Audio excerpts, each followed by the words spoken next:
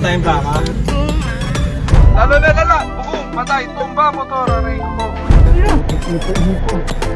Grabe yun ah.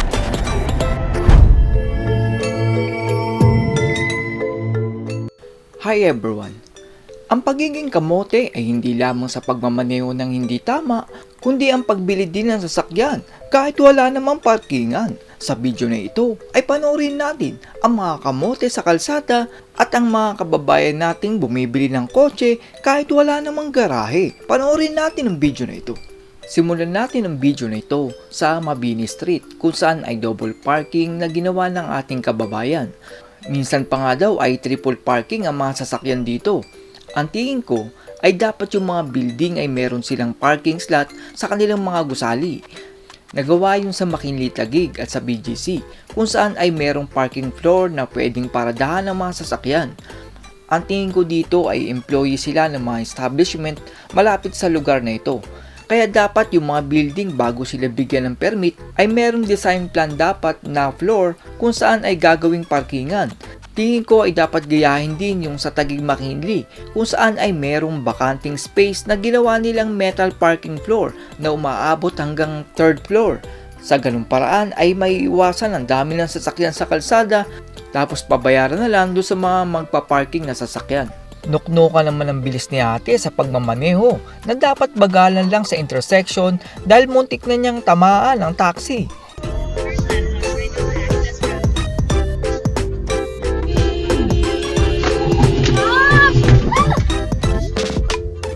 Dahil naman sa pagtitipid ng gasolina ay kahit overloaded na ang tricycle ay kinakargahan pa rin ang balde. Yung bitawin niya yung tayo na kaya ako nag-i-rock para magbigay ng Lala! Bugong! Patay! Tumba! Motor! Aray ko! Wala namang signal light pa kanan ang truck at ang motor naman ay pumuwesto sa blind spot ng truck.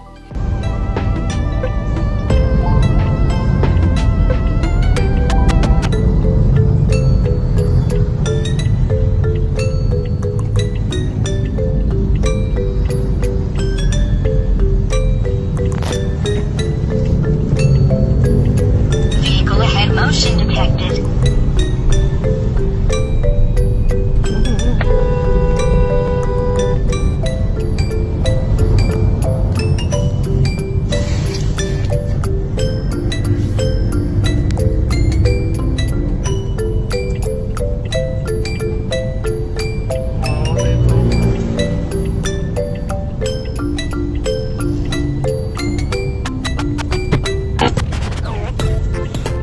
Ito naman pong motor ay merong bawal na puting ilaw sa likod at napakasakit po niyan sa mata pag tumama sa gitna mismo ng inyong paningin.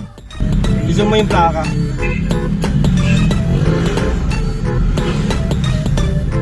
Kita yung plaka.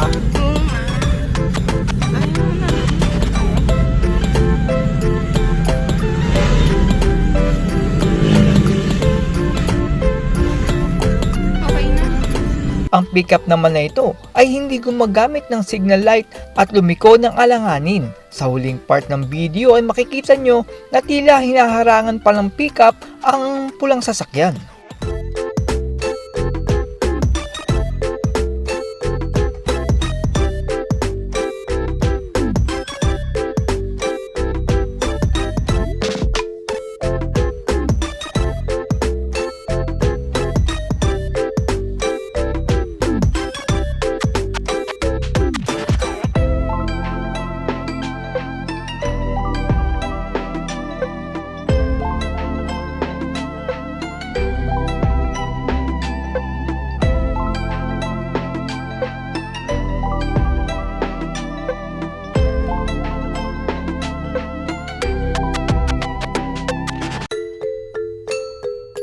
Ang driver naman ng Wigo ay nasa gitna nakapwesto at buti na lang ay nakapreno ang driver na nagbibidyo.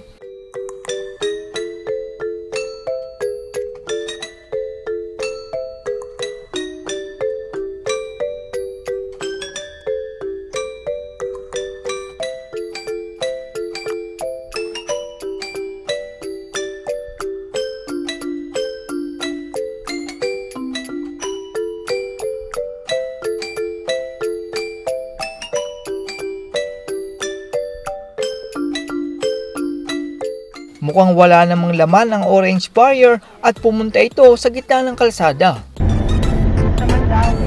Sale sila. 90%. Ito nga, Mandawi. Ito nga, Mandawi na. Fast bus. Tignan natin. Kahapon siya nakapag. Oh shit! Ano? Ay, uy, gago. Ipo. Grabe yun ah. Ayun mo, ipo. Lakas. Ito naman pong rider ay mukhang lasing at nagkamali ng liko.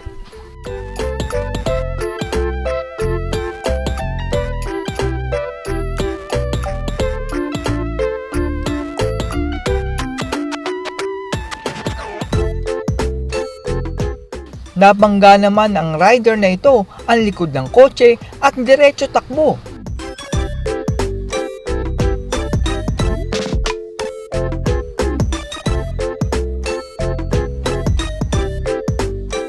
Sumampa naman ang kotse sa Center Island para makalipat sa kabilang linya.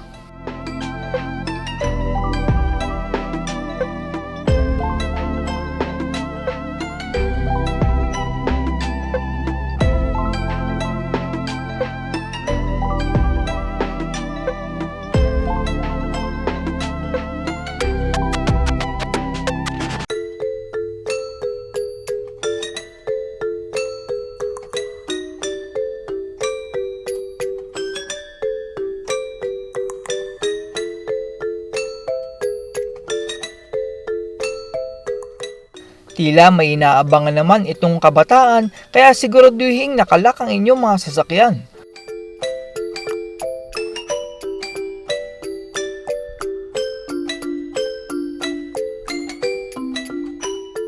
Ang tricycle naman na ito ay pinaangat ng sidecar at nasa highway pa mismo na bawal sila.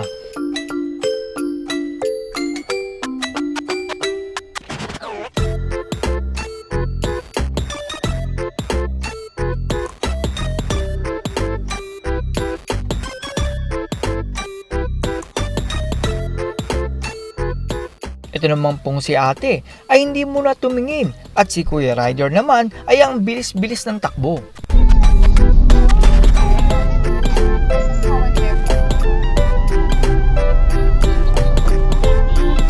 Gago ka.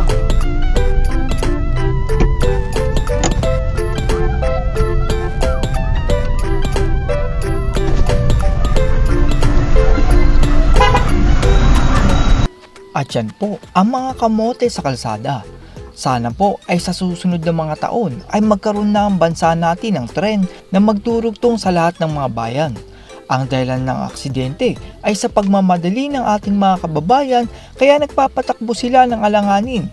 Gusto kasi nilang makapunta sa kanilang trabaho at bahay dahil late na sila. Dahil doon ay singit ng singit kahit alanganin at ang bilis ng takbo kahit na hindi sigurado. Kaya sa tuwing magmamaneho po tayo sa kalsada ay baunin natin ng mahabang pasensya at magdasal na walang makasalubong na kamote sa kalsada. That's all everyone. Salamat sa inyong panonood. This is Chuck and you're watching Biker Zone.